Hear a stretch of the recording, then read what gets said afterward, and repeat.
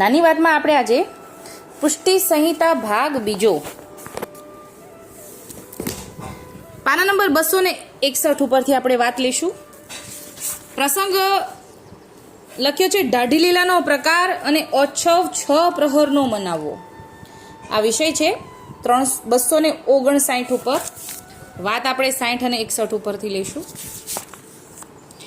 આ દિવસ છે ગોપેન્દ્રલાલજીના જન્મોત્સવનો. જૂનાગઢમાં હરજી વ્યાસને ત્યાં પ્રભુ શ્રી ગોપાલજી બિરાજે છે અને ગોપેન્દ્રલાલજીનો જન્મોત્સવ મનાવે છે બધા વૈષ્ણવો. એમાં દાઢી લીલાના પ્રકાર વિશે અને ત્યાં દાઢરનો સ્વાંગ સજીને ભગવદી આવે છે. બાજા બાબાએ કહ્યું, કશોરદાસ પ્રભુજી વાયરું કરવા પધાર્યા અને મોરારદાસ તથા લક્ષ્મીદાસ તથા મોહનદાસ કાણો, મોરારદાસ ને લક્ષ્મીદાસ સેન્દ્રડાના અને મોહનદાસ કાણા બિરાજે છે. પ્રભુની આજ્ઞા સાંભળી ઘણું મનમાં મોદ પામ્યા. એ ઠાકોરજીએ આજ્ઞા કરી છે કે દાઢી લીલા કરવાની છે, એટલે બધા તૈયારી કરી રહ્યા છે. મોહનદાસ કાણો બોલ્યો, આજનો દિન સો ધન્ય સખીરી. મોરારદાસે કહ્યું, હા મોહનદાસ, પૂર્વના સખી સંબંધના જૂથના કારણે ભૂતલમાં પ્રભુની લીલા અર્થે આવવું થાય છે, એટલે કે આવવાનું થયું છે. એટલે આ બધી સખીગણ ઠાકોરજીની સાથે સાથે લીલા અર્થે પ્રગટ થઈ છે ભૂતલમાં. એટલે આપણે બધી એમ કે છે, મોહનદાસ કાણા અને મોરારદાસ બંને વાતો કરે છે. એ જ પ્રભુનું શરણદાન પામીને ભેગા મળ્યા છીએ. તો શ્રીજી તો અંતર્યામી છે, સર્વ વાત જાણે છે, જેથી આપણને આજ્ઞા કરી છે. તો ચલો રૂડા સર્વ સ્વાંગ સજીને પ્રભુની સન્મુખ જઈએ. ઠાકોરજી બેઠકે બિરાજ્યા છે. મોરારદાસ અને લક્ષ્મીદાસ અને મોહનદાસ કાણો સ્વાંગ સજીને તૈયાર થયા છે. પ્રભુજીની આજ્ઞાની રાહ જોઈ રહ્યા છે. પ્રભુજીએ એટલે મોરારદાસ અને લક્ષ્મીદાસ દાઢણ છે અને મોહનદાસ કાણા જે છે એ વ્રજગોપનો સ્વાંગ ધારણ કરીને દાઢી લીલા કરવાના છે. એટલે એ લોકોએ સ્વાંગ ધારણ કરેલો છે.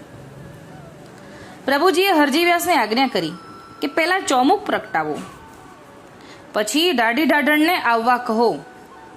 હરજી વ્યાસે ચોમુક પ્રગટાવી અને પ્રભુજીના વામ ભાગ પાસે ધરી.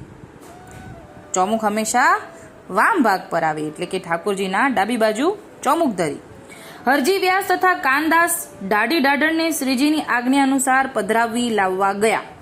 હરજી વ્યાસ કોણ? જેના ઘરે ઓછવ છે. એ કાનદાસ અને હરજી વ્યાસ આ બંને દાઢણને પધરાવવા ગયા. મોરારદાસ તથા લક્ષ્મીદાસ ને મોહનદાસ કાણાના સર્વ સ્વાંગમાં દર્શન કરતા અતિ પ્રસન્ન થઈ ગયા અને કહ્યું, આજે તો શ્રીજીનો વિશેષ અનુગ્રહ તમારા ઉપર જણાય છે. એવી સરાહના કરી. ત્યારે મોહનદાસ કાણો બોલ્યો, કેમ ન હોય? નિજ જૂથના જીવ છીએ તો તે ઠેરાવ શ્રીજી રાખી રહ્યા છીએ, એટલે એ ઠેરાવ ઠાકોરજી રાખે છે. અમે તો આજે પ્રભુજીની વિશેષ કૃપાના યાચક બનશું. જેમાં નિષ્કામ ભાવ હોય તેને જ પ્રભુ કૃપાનું દાન કરે. એટલે કે જેને નિષ્કામ ભાવ હોય, સામે કોઈ કામના નથી, માત્ર ઠાકોરજીની પ્રસન્નતાનો જેને ભાવ હોય ને, ઠાકોરજી એને કૃપાનું દાન કરે છે. હમારે મન તો સબ જગ તૃણ સમાન. કોણ બોલે છે? મોહનદાસ કાણા બોલે છે કે આખી દુનિયા અમારા માટે તો તણખલા સમાન છે. અમારે સામે તો એક ઠાકોરજીની પ્રસન્નતા જ મુખ્ય છે, બાકી બીજું કાંઈ અમારે મહત્વ નથી, એમ સમજાવે છે. પરિપૂર્ણ રસાત્મિક પુષ્ટિ પુરુષોત્તમની સન્મુખ નિષ્કામ ભાવે ગુણગાન ગવાય, તેને જ પુષ્ટિ પ્રેમ લક્ષણા સ્નેહાત્મિક ભક્તિ કહી છે. આજે તો પ્રભુજી ભાવાત્મક જુગલ સ્વરૂપે બિરાજશે. આજે તો પ્રભુજી ભાવાત્મક જુગલ સ્વરૂપે બિરાજશે. એટલે અહીંયા તો ખાલી ગોપાલાલ બિરાજે છે, જુગલ સ્વરૂપ નથી, પણ ચોમુકના અંદર સંદર્ભે કહી રહ્યા છે કે ભાવાત્મક જુગલ સ્વરૂપે બિરાજશે. તો હરજી તને શ્રીજીએ પ્રથમ ચોમુખ પ્રગટાવીને વામ ભાગમાં ધરવા કહ્યું ને, તો તેનો તું ભાવ સમજ્યો? આવું મોહનદાસ કાણા હરજી વ્યાસને સમજાવે છે કે તને પહેલા ચોમુખ કરવાનું કીધું ને, તને એનો ભાવ ખબર પડી? હરજી વ્યાસે કહ્યું, રાજ, હું બીજું શું સમજું? તમો કૃપા કરીને કહો તો સમજાય. જો અહીંયા એક વિવેક આપણે જાણ્યું. હરજી વ્યાસ તો બહુ જૂના ભગવદી છે. ઘણા સમયથી ઠાકોરજીના શરણમાં આવી ગયા છે. પુષ્ટિ સંહિતા 2ના શરૂઆતમાં આવે છે. પણ હરજી વ્યાસ જો જાણતા પણ હોય ને, તો આ પુષ્ટિ માર્ગનો વિવેક છે કે કોઈ જાણકાર ભગવદી આપણને સામેથી કોઈ સમજાવવા માંગે છે ને, તો ત્યાં આપણે રસપાન જ કરવું. એવો વિવેક આપણે અહીંયા સમજાય છે.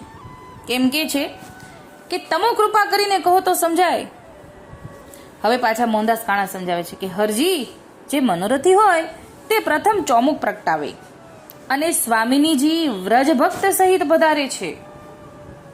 એટલે ચોમુકનો ભાવ શું કીધો કે સ્વામિનીજી વ્રજ ભક્ત સહિત પધારે છે. સ્વામિનીજી વ્રજ ભક્ત સહિત પધારે છે. તેથી ચોમક રાત્રે દાઢી લીલામાં પ્રથમ મનોરથી પ્રગટાવીને વિનંતી પધરાવાની કરે છે. આજે સ્વામિનીજી વ્રજભક્ત સહિત પધાર્યા છે અને પ્રભુજીના વામ ભાગે ભાવાત્મક સ્વરૂપે બિરાજ છે. ચોમુક પ્રગટાવવાનો સર્વોપરી લીલાત્મક ભાવ છે તે પુષ્ટિ માર્ગનો છે. ચોમુક પ્રગટાવ્યા સિવાય દાઢી લીલા ન થઈ શકે. દાઢી લીલામાં જુગલ સ્વરૂપ અવશ્ય બિરાજે છે. એટલે કે ચોમુક વગર દાઢી લીલા ન થાય, જુગલ સ્વરૂપ વગર દાઢી લીલા ન થાય. તે તને શ્રીજીએ સમજાવ્યું. આજે તો જુગલ સ્વરૂપના ગુણગાનનો આનંદ માણશું હરજી વ્યાસ. તારું વડું ભાગ્ય ગણાય. તને શ્રીજીએ ઘણો નિહાલ કરી દીધો. હરજી વ્યાસ મોહનદાસની વાત સાંભળી ઘણા ભાવ વિભોર બની ગયા અને પછી કાનદાસે તેમને સ્વસ્થ કર્યા. બોલો, એવા ભાવ વિભોર થઈ ગયા હશે ને તો કાનદાસને સ્વસ્થ કરવા પડ્યા. દાઢી દાઢણને સાથે લઈને ચાલ્યા. કોણ? હરજી વ્યાસ. પધરાવા જ ગયા છે તો પધરાવી લાવે ને. પ્રભુજીની સન્મુખ આવીને દાઢી દાઢણે શ્રીફળ ભેટ ધર્યા. પ્રભુજીને દંડવત પ્રણામ કર્યા. સૌથી પહેલા ઠાકોરજીને દંડવત પ્રણામ કર્યા, પછી ચોમુખને દંડવત પ્રણામ કર્યા. ઠાકોરજીને દંડવત કર્યા પછી ચોમુખને દંડવત કર્યા. મોહનદાસ કાણે પ્રભુને દંડવત પ્રણામ કીધું, ચોમુખજીને દંડવત પ્રણામ કીધું. પછી શ્રીજી તથા અંગીકૃત જૂથની આજ્ઞા લઈને, જો ઠાકોરજી બિરાજે તો ઠાકોરજીની તો લીધી, પણ અંગીકૃત જૂથની પાસે પણ આજ્ઞા લીધી. પ્રભુજીના જશનો ઉચ્ચાર કરવા લાગ્યા. પ્રથમ વંશાવળી કવચ બોલ્યા, ધર્મ હે મૂળ શ્રી લક્ષ્મણ કે કુલ, જેમાં બંને સ્વરૂપના પ્રાગટ્યના પ્રકારનું આનંદનું વર્ણન કરે છે તે ગાયું. પ્રભુજી તે સાંભળી ખૂબ જ પ્રસન્ન થયા. મોહનદાસ કાણો ખૂબ જ ઠેકી રહ્યો છે અને વૈષ્ણવજનો ભાવપૂર્વક આતુરતાથી ભેટ લખાવી રહ્યા છે. હવે ત્યાં દાઢી દાઢણ સ્વાંગ સજીને દાઢી લીલા ચાલુ થઈ છે. એ આખો 261 ને 262 પાના નંબર પર છે. પણ હવે આપણે ઓછવ 6 પ્રહરનો મનાવવો એ પ્રસંગ લઈશું. પાના નંબર 262 ઉપર પાંચા બાબાએ કહ્યું, જયરામદાસ, હરજી વ્યાસને પ્રભુજીએ કહ્યું પ્રસાદી ઉપરનો લાવો. એટલે હવે અહીંયા દાઢી લીલાને વિરામ તરફ છે, કેમ કે 12 વાગી ગયા છે. એટલે અહીંયા ઠાકોરજી એ વચનામૃત કરવાના છે કે 6 પ્રહરનો જ બનાવવાનો. એમ પ્રસાદી ઉપરનો લાવો. હરજી વ્યાસ ઉપરના લાવ્યા. પ્રભુજીએ દાઢી દાઢણ તથા વ્રજ ગોપ એવા મોહનદાસ કાણાને ઓઢાડ્યા. પ્રસાદી બીડું આપ્યું. હરજી વ્યાસ તથા ફૂલબાઈને પ્રસાદી ઉપરના ઓઢાડીને પ્રસાદી બીડું આપ્યું. સર્વોએ પ્રભુજીના ચરણ સ્પર્શ કરીને દંડવત પ્રણામ કર્યા અને પ્રભુજીએ દાઢી દાઢણનો સ્વાંગ ઉતારવાની આજ્ઞા કરી. ચલો, દાઢી લીલાને વિરામ આપ્યો એટલે ઠાકોરજીએ કીધું હવે આ સ્વાંગ ઉતારી લો. પછી મોરારદાસ, લક્ષ્મીદાસ, મોહનદાસ કાણો વગેરે સાજને વડો કરીને પ્રભુજી સન્મુખ આવીને બેઠા. પાંચા બાબાએ કહ્યું, કશોરદાસ, ઓચ્છવની સર્વ પ્રણાલિકા સમજાવતા સર્વ સમાજ પ્રતિ કહ્યું, ઓચ્છવ પ્રણાલિકા અનુસાર મનાવવો. આજના ઓચ્છવની સર્વ પ્રણાલિકા ધ્યાનમાં રાખીને ચાલવું. ઓચ્છવ 6 પ્રહરનો મનાવવો જોઈએ. એટલે કે ઓચ્છવ આજના ઓચ્છવની સર્વ પ્રણાલિકા ધ્યાનમાં રાખીને ચાલવું. એટલે કે આ હરજી વ્યાસના ઘરે ગોપેન્દ્રલાલજીનો પ્રાગટ્યોત્સવ ઠાકોરજી પ્રગટ સ્વરૂપ બિરાજે છે ત્યારે જે પ્રમાણે સમજાવ્યો ને એ પ્રમાણે કરવું. એ આપણને પાના નંબર 260, 250 થી આગળ 10-12 પાના સુધી છે પુષ્ટિ સંહિતામાં. વાંચવું હોય તો આટલા પાના નંબરમાંથી મળી જશે. ઓચ્છવ આજના ઓચ્છવની સર્વ પ્રણાલિકા ધ્યાનમાં રાખીને ચાલવું. ઓચ્છવ 6 પ્રહરનો મનાવવો જોઈએ. સવારના 6 થી તે રાતના 12 વાગ્યાના સમયને 6 પ્રહર કહેવાય છે, જે 18 કલાક થાય. 3 કલાકનો 1 પ્રહર થાય. સર્વ ઉત્સવની પ્રણાલિકા એક સરખી જ છે. 6, 10, 14 ત્રણેયમાં. મંડપ મહોત્સવ, ખેલ મનોરથ, જન્મોત્સવ ઇત્યાદિ 6 પ્રહરનો મનાવો. એટલે કે આ પણ 6 પ્રહરનો મનાવો.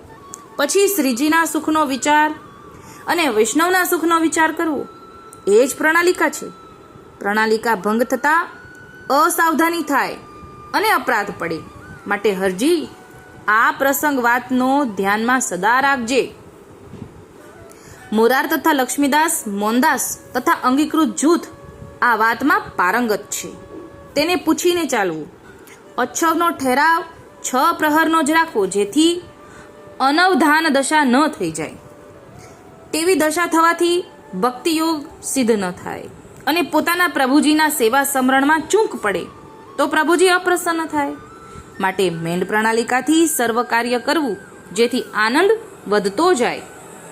આસુરી ભાવવાળાને આમાં ગમની પડે, તેથી દૂર રહેવું. પછી પ્રભુજી પોઢવા પધાર્યા અને રગા ખવાસને આજ્ઞા કરી કે આપણે હવે મોટી મારડ પધારવું છે. ઠાકોરજી આટલું જ વચનામૃત કર્યું દાઢી લીલાને વિરામ અપાવીને કે 6 પ્રહરનું મનાવવું જોઈએ.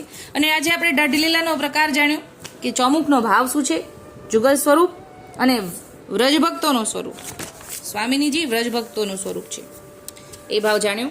અને દાઢી દાઢણે બંને સ્વરૂપને દંડ